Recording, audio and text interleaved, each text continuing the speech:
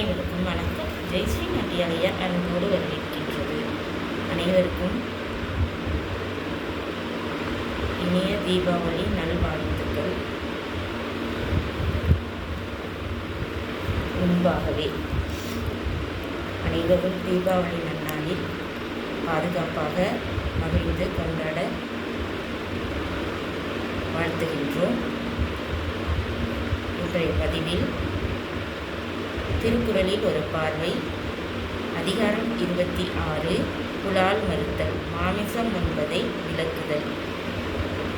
குறளும் பொருளும். தன்னோன் பெருக்கற்கு தான் பிரிது ஊருண்பான் எங்கனம் ஆளும் அருள். பொருள், தன்னுடைய உடல் பெருக்க வேண்டுமென்று இன்னொரு பிராணியை கொன்று அதன் உடலை உண்பவன் எப்படி அருளுடையவனாக முடியும்? பொருளாட்சி போற்றாதார்க்கு இல்லை, அருளாட்சி ஆங்கில்லை ஊன் தின்பவர்க்கு. செல்வத்தை பாதுகாக்காதவனுக்கு செல்வத்தால் வரும் நன்மைகள் இல்லை. அதே போல உயிர்களை பாதுகாக்காமல் உயிரை நீக்கி ஊனை தின்பவர்களுக்கு அருளால் பெறக்கூடிய நன்மைகள் கிடைக்க மாட்டா.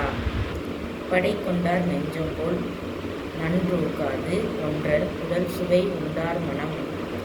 ஊன் உண்பவனுக்கு ஏன் அருட்குணம் வராதென்றால், கொலை கருவியை கையில் வைத்திருக்கிறவனுடைய மனம் கொலையிலேயே நாட்டமாக இருப்பது போல, பிற பிராணியின் ஊனை தின்று ருசி கண்டவனுடைய மனம் அந்த ருசியையே நாடுமாதலால் அந்த பிராணி அவன் மனதில் கருணையை தூண்டிவிடாது. அருளல்லது யாதனின் கொல்லாமை கோரல், பொருளல்லது அவ்வூன் திணல். அருள் என்பது கொலை செய்யாமல் இருப்பது, அருளல்லாதது கொலை செய்வது. அப்படி இருக்க அருள் நெறியை மேற்கொண்ட துறவி கொலை செய்து வருகிற ஊனை தின்பது அர்த்தமில்லாத காரியம். உண்ணாமை உள்ளது உயர்நிலை, ஊனுண்ண அண்ணாத்தல் செய்யாது அலறு. அருளுக்கு மட்டுமல்ல, ஊனை தின்பது அருளுக்கு மட்டுமல்ல, அறிவுக்கும் பொருந்தாது. மனிதனுடைய உயிர் வாழ்க்கைக்கு அவசியமான எல்லா சத்து பொருள்களும் புலால் உண்ணாமலேயே கிடைக்கின்றன. ஏன் பின்னே உண்ண வேண்டும்? ஊன் உண்ண வேண்டும். மேலும் உயிர் போன பிணத்தை நரகங்கூட அதன் வாசலுக்குள் விடாது. அப்படி இருக்க அந்த பிணத்தை உட்கொள்ள மனிதன் வாய் திறப்பது ஏன்? திணறல் பொருட்டால் கொள்ளாது உலகனின் யாரும் விலை பொருட்டால் ஊன் தருவார் இல்.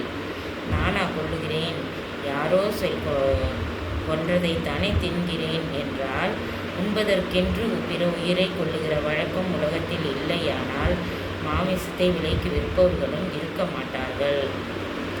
உண்ணாமை வேண்டும் புலா அல் பிரிதொன்றன் புன்னது உணர்வார் பெறின். ஊனுக்காக பிராணிகளை வெட்டுவதை ஊன் உண்பவன் கண்ணால் பார்க்காவிட்டாலும், ஒருவன் உண்ணும் மாமிச துண்டம் வேறொரு பிராணியின் உடலை வெட்டி துண்டாக்கும் போது உண்டான புண் உள்ளது. அதை உணர்ந்து பார்த்தாவது புலால் உண்ணாது இருக்க வேண்டும். செயிரின் தலை பிரிந்த காட்சியார் உண்ணார், உயிரின் தலை பிரிந்த ஓன். துன்பம் செய்வதை நீக்கிவிட்ட அறிவுடையவர்கள் உயிரை நீக்கியதலாகிய ஊனை உண்ண மாட்டார்கள். அவிச்சொரிந்தாயிரம் வேட்டலின் ஒன்றன் உயிர் உண்ணாமை நன்று. புலால் உண்பது துறவரத்தான் செய்யவே தகாத காரியம். அவனுடைய யோக முயற்சிகளையும் சமூக முயற்சிகளையும் விட பல மடங்கு சிறந்தது புலால் உண்ணாமை. அவிர்வாகங்களை கொட்டி 1000 யாகங்களை செய்வதை விட உண்பதற்கு என்று ஓர் உயிரை கொள்ளாதிருப்பது மேல். கொல்லால் புலாலை மறுத்தானை கைகூப்பி எல்லா உயிரும் கொள்ளும். ஆகையினால் புலாலுக்காக கொள்ளாதிருப்பவனும் பிறர் கொன்று விற்கிற புலாலை உண்ணாதிருப்பவனும் எல்லா ஜீவராசிகளாலும் வணங்கத்தக்கவன். இப்படியாக புலால் மறுத்தல் என்ற அதிகாரத்தில் புலால் உண்ணாமல் இருப்பதனுடைய பலனையும் அதற்கு உண்ணாமல் இருப்பதால் கிடைக்கின்ற பண்பையும் எடுத்துரைக்கின்றார். இந்த புலால் மறுத்தல் என்ற அதிகாரத்தில் தெய்வ புலவர் திருவள்ளுவர்.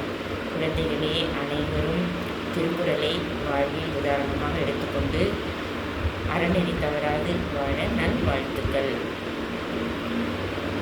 தினமும் திருக்குறளை படித்து பொருளறிந்து அதன்படி நெறிமுறைப்படி வாழ்வதற்கு நல்ல ஒரு அருமருந்தாக விளங்குவது திருக்குறள். அனைத்து குழந்தைகளும் திருக்குறளை தினமும் படித்து நற்பண்பை வளர்த்து அறநெறி தவறாது வாழ்வில் நலமுடன் வாழ நல்வாழ்த்துக்கள்.